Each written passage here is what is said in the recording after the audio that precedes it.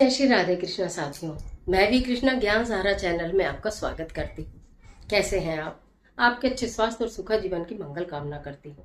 आपके अपने इष्ट देवों को कोटि कोटि नमन करते हुए, बड़ों को प्रणाम करते हुए वीडियो प्रारंभ करते हैं। साथियों, आज अद्भुत वीडियो हरितालिका तीज के बारे में, यानी हरितालिका तीज कब है, पूजा का शुभ मुहूर्त कब है, इसके महत्वपूर्ण नियम क्या है, पहली बार कर रहे हैं तो कैसे करें, पीरियड सूतक पातक या गर्भावस्था में किस प्रकार करें, पूजा किस प्रकार करें, और इस दिन माता पार्वती को क्या अद्भुत चीज हम भेंट करें, क्या अद्भुत भोग लगाएं और किस प्रकार इस व्रत का पारण करें, व्रत की कथा मतलब जो इसमें सुनी जाती है आज की एक ही वीडियो में, और क्या हम ऐसा मात्र उपाय करें, अगर हम व्रत नहीं भी कर रहे हैं तो हम क्या ऐसा उपाय करें। आज की वीडियो में ऐसी ही जानकारी लेकर मैं आपके बीच, एक ही वीडियो में सारी जानकारी है।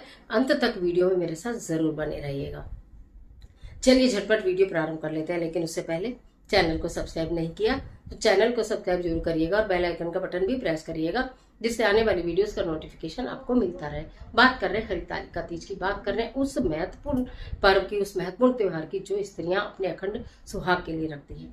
3 तीज आती हैं, हरियाली तीज आती है और उसके बाद ये वाला अब हरितालिका तीज है, बीच में तीज और निकल गई कजरी तीज। ठीक है, इन 3 तीज में से सबसे ज्यादा जो कठिन है वो हरितालिका तीज का व्रत माना जाता है। ये निर्जला व्रत होता है। तो सुहागन महिलाएं इस दिन क्या क्या करती हैं, संपूर्ण जानकारी धीरे धीरे बताऊंगी। आपको क्या करना चाहिए, व्रत ना करें तो भी आप इन चीजों को फॉलो कर सकती हैं। सबसे पहली बात सुनिए कि हरितालिका तीज जो है, भादो माह की तीज जो है, 5 सितंबर में दोपहर में 12:20 पर प्रारंभ हो रही है, जो कि 6 सितंबर में 3:27 पर समाप्त होगी। तो उदय तिथि के अनुसार हरितालिका तीज का व्रत 6 सितंबर को रखा जाएगा।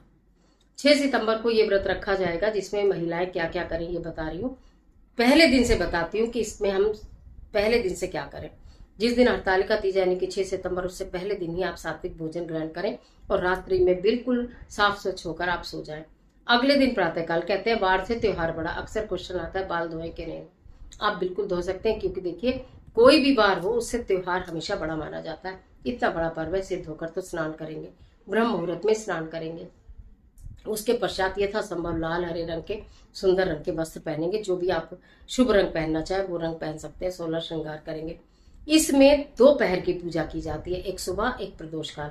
उससे पहले सर्गी का टाइम बता दूं तो प्रातः 4:30 बजे से लेकर 5:45 तक आप सर्गी ग्रहण कर सकते हैं। सर्गी मायके से भी आती है, आप स्वयं भी ले सकते हैं।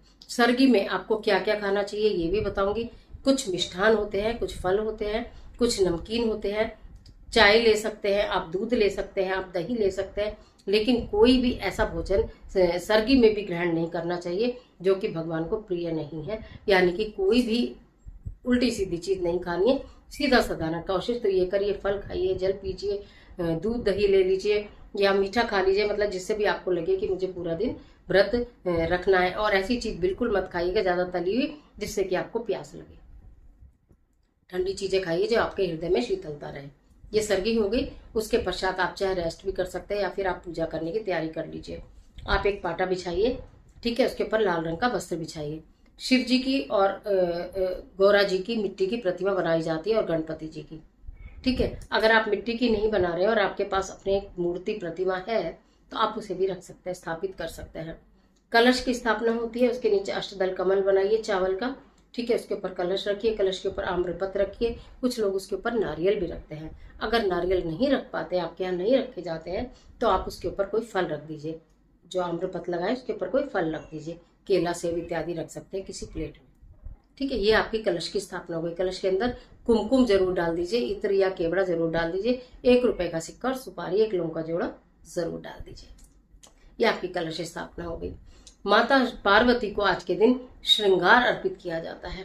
तो आप श्रृंगार की वस्तुएं जितनी यथासंभव, जितनी आप अपने लिए यूज करती हैं उतनी जरूर लेकर आइए, और एक लाल चुन्नी तो जरूर लेकर आइए। मैं क्या ही बोलूं, अखंड सुहाग के लिए ये स्त्रियां इस व्रत को रखती हैं। इस व्रत को सुहागन स्त्री भी रखती हैं और कुंवारी कन्याएं भी रखती हैं। कुंवारी कन्याएं अगर इस व्रत को रखती हैं, विधि विधान से पूजा करती हैं, तो उन्हें मनवांछित वर की प्राप्ति होती है। और अगर जो लड़के हैं उनके निमित्त उनकी माता उनके नाम से संकल्प लेकर इस कार्य को करती हैं तो अच्छी वधु की प्राप्ति होती है। एक विशेष उपाय भी है हरतालिका तीज पर विवाह का, जो अक्सर काम ही कर गया, मतलब बहुत बच्चों के उससे विवाह हुए हैं, वो मैं नेक्स्ट वीडियो में आपको जरूर शेयर करूंगी। अभी मैं आज हरतालिका तीज की सुहागन महिलाओं के लिए वीडियो बनाई है, फिर मैं बच्चियों के लिए भी बना दूंगी।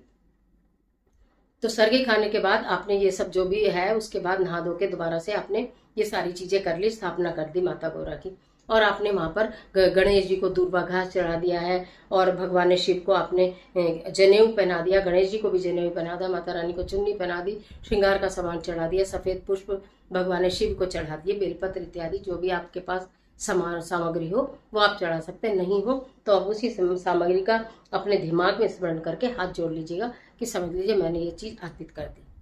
ठीक है, फिर आपको पूरे दिन का जो व्रत रखना है वो पूरे दिन का निर्जला व्रत रखना है। चूंकि निर्जला व्रत रखना है तो इस व्रत के नियम भी ये है कि व्रत के दौरान किसी का अपमान ना किया जाए, किसी की निंदा चुगली बुराई ना की जाए, अनर्गल बातें ना की जाए, किसी को बेवजह बच्चों को बड़ों को डांटा ना जाए, किसी पशु को दुत्कारा ना जाए, किसी भिक्षुक को वापस खाली लौटाया ना जाए। इन सब चीजों का भी व्रत के अंदर ही आपको पालन करना होता है। यदि आपने व्रत रखा, पूरे दिन का निर्जल व्रत रखा, परंतु आपने नियम धारण नहीं किए, तो फिर वो व्रत व्यर्थ हो जाता है। संकल्प लेना भी अनिवार्य होता है किसी भी व्रत का। मैं हर व्रत में आपको बताती हूँ 3 चीजें अनिवार्य होती है। एक तो संकल्प लेना, दूसरा उस व्रत के नियमों का पालन करना, तीसरा व्रत की कथा सुनना। इन तीनों चीजों के बिना व्रत अधूरा माना जाता है। तो इसलिए इन चीजों का आप ध्यान जरूर रखिए। संकल्प की विधि बहुत बार मैं आपको बता चुकी हूँ, ऑलमोस्ट हर वीडियो में ही बता देती हूँ। तो यहाँ तक आपका कार्य हो गया। उसके पश्चात आप अपना जो भी आपको कार्य करना है, अपने घर के जो आपको ड्यूटी मिली है, ईश्वर ने जो दिया है, अपने कर्तव्यों को निर्वाह करिए शांत रहकर। लेकिन मन ही मन एक महामंत्र बता दे रही हूँ आपको, एक महामंत्र बता रही हूँ। ओम गौरी शंकराय नमः, ओम गौरी शंकराय नमः, ओम गौरी शंकराय नमः मंत्र का जाप पूरे दिन आपको करना है। जो भी आपको पूरी, क्योंकि इसमें भोजन ही ग्रहण करते हैं तो पूरी अगले दिन करते हैं, मतलब लेकिन घर वाले तो खाएंगे ना, ऐसा आपका व्रत है, सबका व्रत तो नहीं है। तो उस दिन घर में लहसुन प्याज मत बनाइएगा, पूरी पकवान इत्यादि बनाएगा। खीर तो आप बनाएंगे ही, खीर का भोग तो आप लगाएंगे, क्योंकि भगवान शिव और माँ गौरा के पूजा की है, उनकी स्थापना कर रहे हो तो खीर का भोग तो लगेगा ही लगेगा, तो खीर बनाएगा। ठीक है, उसके बाद आज के दिन अपने पति, मतलब ऐसे तो कभी भी नहीं करना चाहिए, लेकिन अपने पति का अपमान मत करिएगा, पति को अनर्गल बातें मत बोलिएगा, उनसे बहुत ज्यादा एक्सपेक्टेशन मत रखिएगा कि मुझे ये नहीं हुआ, मुझे वो नहीं हुआ, मुझे नया ये पहनना था, वो पहनना था, ये नहीं मिला, वो नहीं मिला। जो है शांत चित्त से ही, क्योंकि जिनके लिए आप, जिनकी लंबी आयु के लिए आप व्रत रख रही हैं, उन्हीं का मान सम्मान नहीं करेंगी तो कैसे काम चलेगा। इस बात को भूलिएगा मत कि हमने इन्हीं के लिए व्रत रखा है और इन्हीं से हमें शिकायतें हैं, तो फिर कैसे काम चलेगा। नहीं रखेंगे शिकायतें, प्रभु सब करा देंगे। प्रभु पर विश्वास रखें, इस बार नहीं हुआ तो अगली बार बहुत कुछ हो जाएगा। ठीक है, इस तरह से आपको धीरे धीरे इस व्रत को शाम तक ले जाना है। फिर शाम काल की पूजा होती है, प्रदोष काल की पूजा का बहुत महत्व होता है। तो अगर आपके आसपास कई शिवालय, शिव मंदिर है, भगवान शिव और माता गौरा की का परिवार है, तो वहां जाकर भी जरूर दर्शन करके आइएगा। और जहाँ यहाँ यथासंभव हो तो श्रृंगार की सामग्री जरूर अर्पित करके आइएगा। नहीं तो एक लाल रंग का पुष्प भी माता गौरा को चुन्नी के साथ भेंट करके आ जाइएगा। मैं आपको क्या ही बोलूं, इतनी प्रसन्न हो जाएंगी माता पार्वती कि आपको अखंड सुहाग की प्राप्ति होगी। आपका सुहाग अखंड भी रहेगा, अमर भी रहेगा, और फिर दीर्घायु भी होगा और कामयाब भी होगा। आप में आपस में प्रेम भी बढ़ेगा। ये सब चीजें आपको इससे दौरान मिल सकती हैं यदि आप श्रद्धा, भक्ति और विश्वास के साथ इस कार्य को करते हैं। इसके पश्चात आपको ये बता दूं कि अब ये हरतालिका तीज मैंने आपको यहाँ तक के सारे नियम बता दिए कि किन नियमों का पालन करना है, आपको क्या करना है, क्या नहीं करना है, भोग क्या लगाना है, खीर का भोग लगाना है, खीरे का भी भोग लगाते हैं, माता गौरा को श्रृंगार जरूर अर्पित करना है। अब बात आती है पारण की। अगले दिन पारण होगा, यानी कि 7 सितंबर को।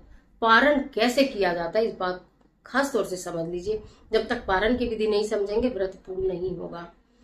प्रातःकाल उठिए, ब्रह्म मुहूर्त में आपने जो भगवान गौरा की, मतलब शिव की और गौरा जी की पूजा करिए, और जो भी आपसे पूरे दिन में गलती हुई है उनकी क्षमा मांगिएगा। माता जी को जो आपने सिंदूर जरूर भेंट करिएगा, और सिंदूर भेंट करने के बाद उस वहाँ जो आपने वस्त्र चढ़ाए हैं, श्रृंगार की सामग्री चढ़ाई है, उसमें से सिंदूर अपने लिए रखते हुए बाकी सामग्री किसी ब्राह्मणी को, किसी बुजुर्ग महिला को जो सुहागन हो, उसको दान में दे दीजिएगा। पंडित जी को खाने के निमित्त कोई भी आप बना हुआ सामान या सूखा सामान जरूर दे दीजिएगा। उसके बाद आप अपना व्रत खोलिएगा, यानी कि वो माना जाएगा आपका व्रत का पारण। तो पारण होने तक ये व्रत पूर्ण नहीं माना जाता। तो यह आपका व्रत 7 तारीख को प्रातःकाल पूर्ण माना जाएगा। श्रृंगार की सामग्री मैंने बता दी। सिंदूर अपने पास रखकर बाकी सामग्री, चुन्नी इत्यादि या तो अपने घर में ही माता को पहना ली, बहुत अच्छी बात है, नहीं तो मंदिर में भेंट करके आ जाइएगा। यहाँ से आप देख लीजिएगा। कलश आपको 7 तारीख को ही उठाना है। पूजा के पश्चात कलश उठाएगा। आमों के जो पत्ते हैं उनसे सारे में कलश का जो पानी है वो ऐसे ऐसे ऐसे ऐसे सारे में छिड़क दीजिएगा। अपने ऊपर भी छिड़क लीजिएगा। और उसके अंदर का जो सामान है उसमें जो भी सामान है, लौंग, सुपारी और सिक्का, खास तौर से वो जल दे दीजिएगा। तुलसी को छोड़कर किसी भी पौधे में वो जल दे देंगे। उसके ऊपर जो आपने फल रखा है या राइस रखे हैं, जो भी रखा, अगर फल रखा है तो गाय माता को खिला दीजिएगा। गाय माता नहीं मिले तो किसी कन्या को खिला दीजिएगा। उसके ऊपर जो अगर आपने अनाज रखा है वो पक्षियों को डाल दीजिएगा। थोड़ा सा एक चुटकी अपने घर की रसोई के जो भंडार है उसमें रख लीजिएगा, बाकी आप पक्षियों को खिला दीजिएगा। ठीक है। और बाकी जो बचा सुपारी, सिक्का और लौंग का जोड़ा, लौंग का जोड़ा आप खाने में यूज कर लीजिएगा। सुपारी आप पूजा में यूज कर ली, पूजा में वाले स्थान पर रख लीजिएगा या अपने कपड़ों में रख लीजिएगा बांधकर। और जो बाकी लौंग का जोड़ा भी हो गया और जो सिक्का है वो आप अपने पास रख लीजिएगा।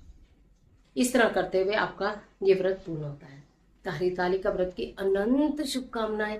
भगवान शिव और माँ गौर का आशीर्वाद सदैव आपके ऊपर बना रहे। आपका परिवार सदा सुखी और संपन्न रहे। आपको अखंड सुहाग की प्राप्ति हो। आपके पति से अत्यंत आपको प्रेम प्राप्त हो। पति आपकी बात को समझे, आपकी बात को माने। आप दोनों के हृदय में एक दूसरे के लिए अथाह प्रेम हो, बना रहे। सब आप लोग दीर्घायु हो और साथ साथ निरोगी हो। ऐसी मेरी भी हृदय से आपके लिए बहुत बड़ी शुभकामना और मंगल कामना है। कथा हरितालिका तीज की जरूर सुनिएगा। आरती जरूर करिएगा जो मैंने आपको बताया है। कथा चैनल पर आजकल आपने देखा होगा कि सब व्रत की कथाएं आपके लिए आती हैं सुबह सुबह 8 बजे। जब भी कोई पर्व होता है उस दिन सुबह ही 8 बजे आपके लिए कथा आ जाती है कि जिससे आप आराम से सुन सकें। और अगर आपको याद हो जाए तो औरों को भी सुना सकें, नहीं तो कथा आगे फॉरवर्ड कर सकें। तो कथा जरूर सुनिएगा। कथा के बिना व्रत अधूरा माना जाता है। आरती जरूर करिएगा। आज के लिए इतना ही, इजाजत दीजिए। आशा करती वीडियो आपके लिए निश्चित बहुत उपयोगी साबित होगी। मिलती है एक और जबरदस्त वीडियो के साथ। तब तक हंसते रहिए, मुस्कुराते रहिए, अपना और अपने अपनों का ख्याल कीजिए। वीडियो अच्छी लगे तो लाइक कीजिए, जितना चाहे अपने फ्रेंड के साथ शेयर कीजिए, क्योंकि कर भला तो हो भला और अंत भले का भला। और कमेंट बॉक्स में ओम गौरी शंकराय नमः लिखना बिल्कुल मत भूलिए। ईश्वर आपकी मदद करे।